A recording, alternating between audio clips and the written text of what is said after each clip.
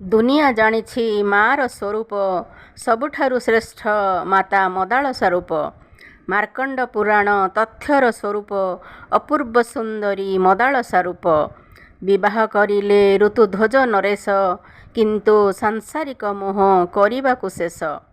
ନିଜ ତିନି ରାଜପୁତ୍ରଙ୍କୁ କରିଲେ ସନ୍ନ୍ୟାସ, ସଂସାର ତ୍ୟାଗ କରି କର ଅରଣ୍ୟରେ ବାସ। ଯୋଗୀ ହୋଇ ତୁମ୍ଭେ ଆତ୍ମଜ୍ଞାନ ଲାଭ କର, ସଂସାର ଆସକ୍ତିଠାରୁ ରୁହ ତୁମ୍ଭେ ଦୂର। ଗର୍ଭ ଅବସ୍ଥାରୁ ନାନା ଲୋରି ଯେ ଶୁଣାଇ, ତିନି ପୁତ୍ରଙ୍କୁ ବ୍ରହ୍ମଜ୍ଞାନ ସେ ଦେବା ପାଇଁ। ବୁଦ୍ଧୋସି ଶୁଦ୍ଧୋସି ନିରଞ୍ଜନୋସି, ସଂସାର ମାୟା ପରିବର୍ଜିତୋସି।